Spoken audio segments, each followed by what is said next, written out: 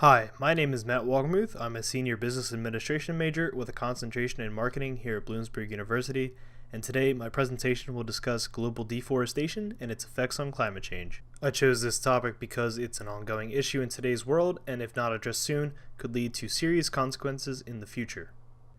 Let's begin with 5 quick facts on deforestation. 1. Forests cover nearly 30% of the Earth's land. 2.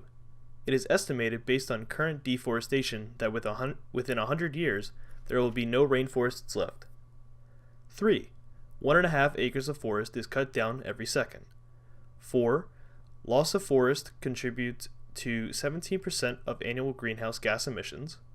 5. According to Rainforest Action Network, the United States has less than 5% of the world's population, yet consumes more than 30% of the world's paper. To start off, let's discuss what exactly deforestation is and why it's happening.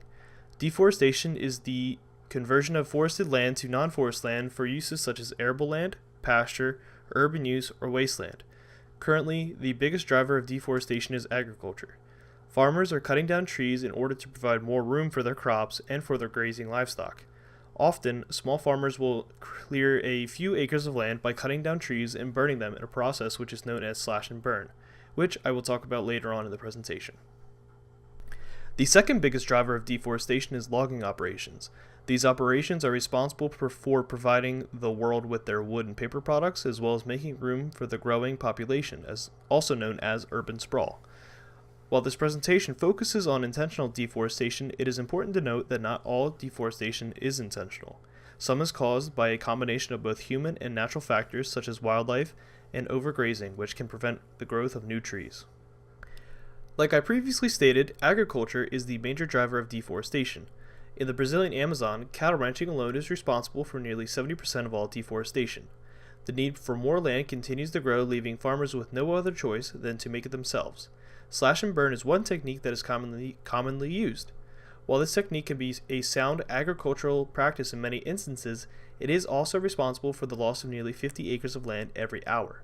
The main issue with slash and burn is that fires intentionally set can unintentionally spread throughout a forest.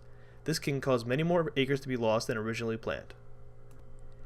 Many major companies are also to blame for deforestation in the name of agriculture. Walmart, McDonald's, Pizza Hut, and Burger King are just a few examples of major companies that are responsible for massive deforestation in order to raise cattle for their beef products. While some of these companies have made promises to be more environmentally conscious, others, including Burger King and Pizza Hut, have made no plans to move away from their current practices. Again, logging operations are the other major driver of global deforestation. While there are several different types of logging, the most common and harmful one is called clear cutting.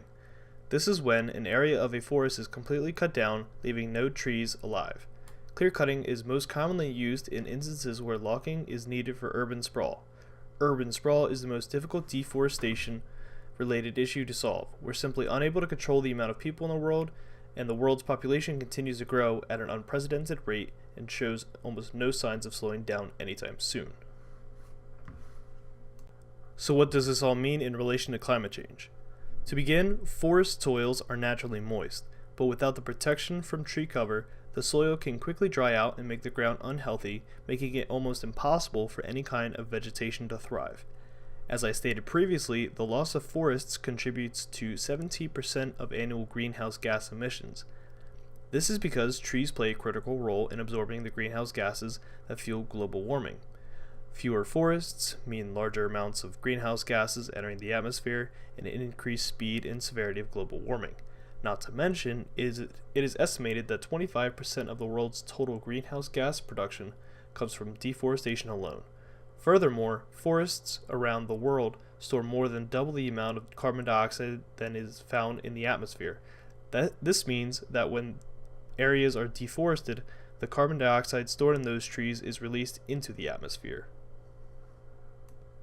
What can we do to fix and reverse the effects of deforestation?